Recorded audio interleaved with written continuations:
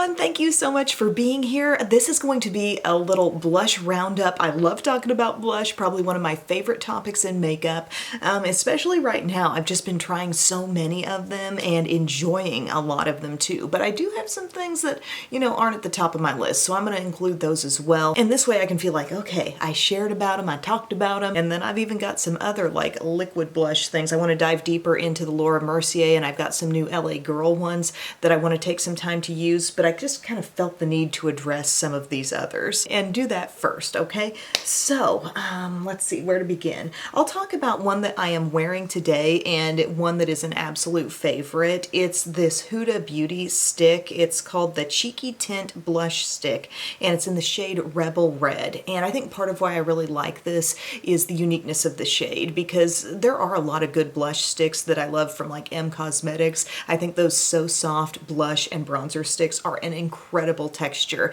and they continue to be like probably my favorite cream texture out of anything I'm going to talk about in this video. But this shade is something that doesn't really exist in that line, and as you can see, it's a real reddish color, and it has a little bit of like a very, very fine shimmer in it. It's not frosty by any means, and you really have to look hard once it gets like transferred onto the skin, but you can see it in the stick for sure. And I think that kind of does take the edge off a little bit and make it kind of easily blendable, easier for this kind of rich shade to work into the skin, So I've got this on my cheeks today, and I just dabbed it on and blended it out with my Pro Mini Flawless Airbrush, the 56 from Sephora. You can get this in a full size, same exact size brush head, and it blends in so nicely, and I love that rosy color. Like any time of the year, I could see this being a great like wintertime in from the cold type of blush, but also in the summer, it's just fresh, and I feel like a lot of people might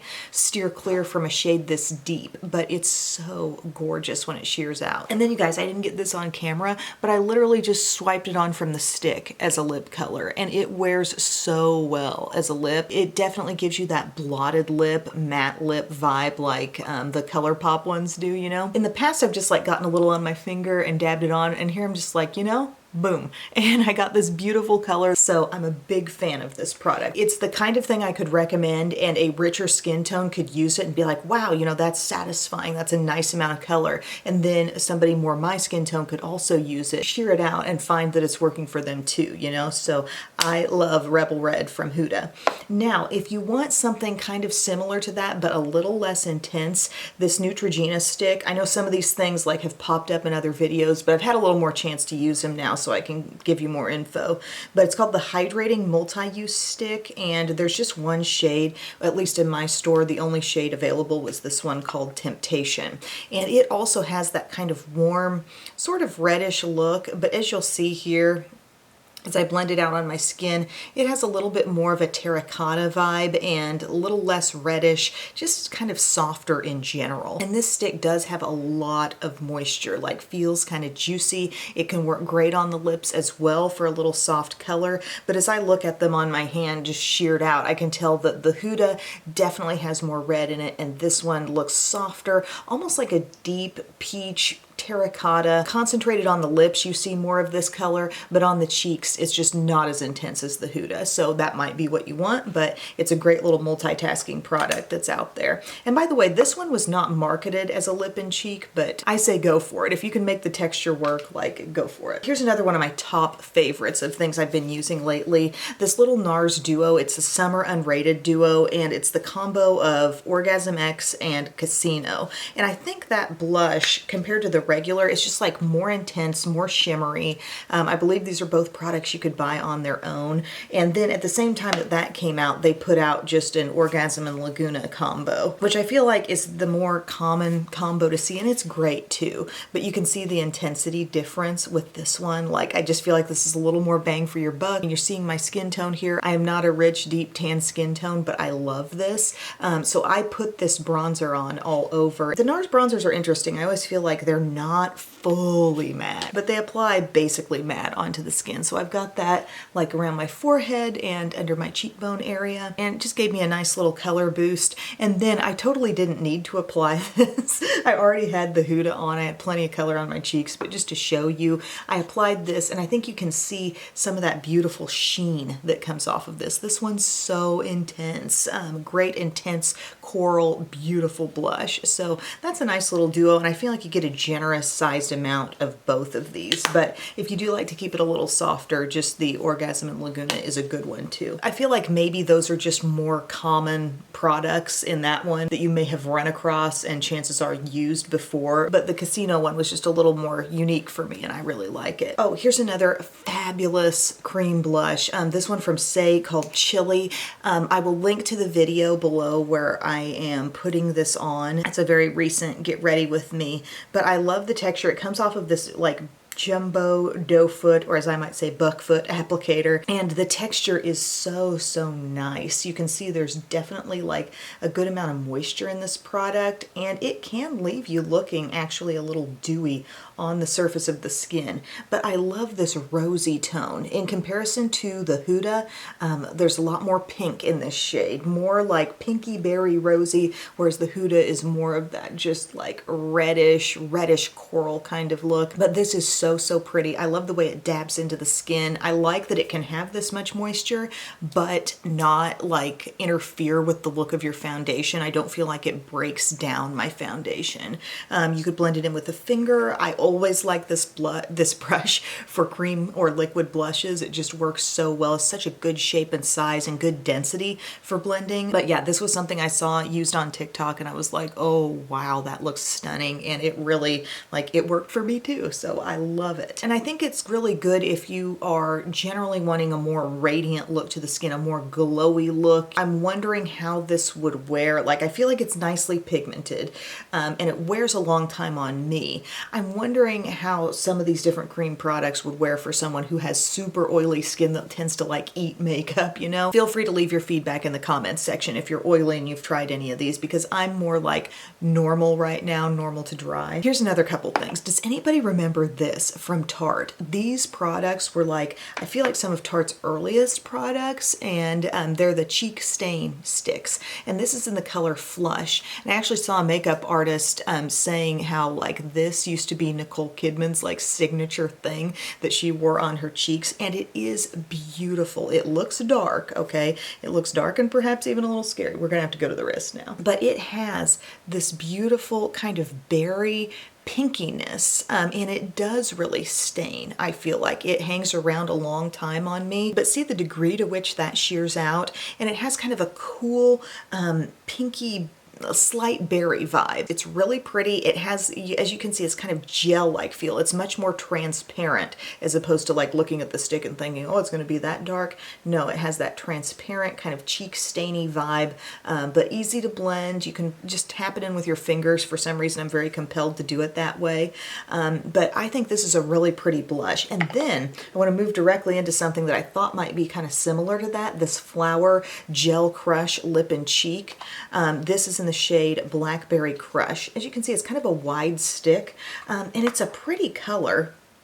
I do like it, and I get a similar vibe, not a dupe type vibe, because I feel like the Blackberry Crush has more red in it, a little more warmth, whereas the Tarte seems more like cool and pinky when it shears out. And I was playing with so many different blushes the other day as I was trying to like determine what's going on with these. I actually pulled in Biddy and I'm like, Biddy, can I use your cheeks for a second?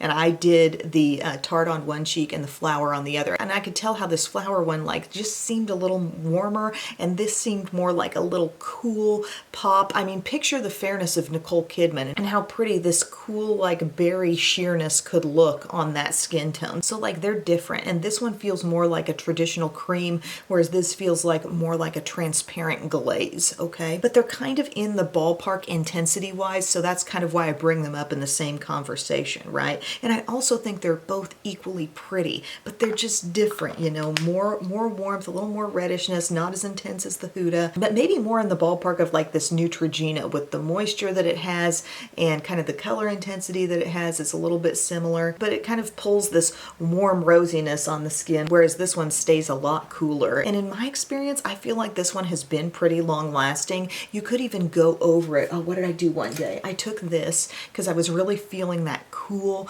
kind of pinkiness that it was pulling out on my skin, and I topped it with this matte light pink blush. This is Rose and Play from NYX, just a matte blush, and went over it, and that's kind of pretty and fun too, and does really amp up your staying power. That's always an option with these cream blushes. If you know you're in it for a long day and you're thinking, it's leaving a little texture, could I top it off with something? That always locks it in even more. Now I'm going to go to the things that I didn't love so much. I have one of these Fenty cream blushes. I know this is not new on the market, but I had heard Emily Gamma on Instagram talking about it, and it's this Bikini Martini shade. It's really like hot pink. The color is super pretty. I just don't think this blush formula is nearly as good as so many other high-end cream blushes. I mean, first off, like if we're thinking M Cosmetics, yeah, it's harder to blend than that. Like you get it on your skin and it feels a bit stiff, and just like you've got to apply a decent amount of pressure to work it in, even though I love the shade and bright pinks are so much fun. I've got just a little bit shearing out here on my hand.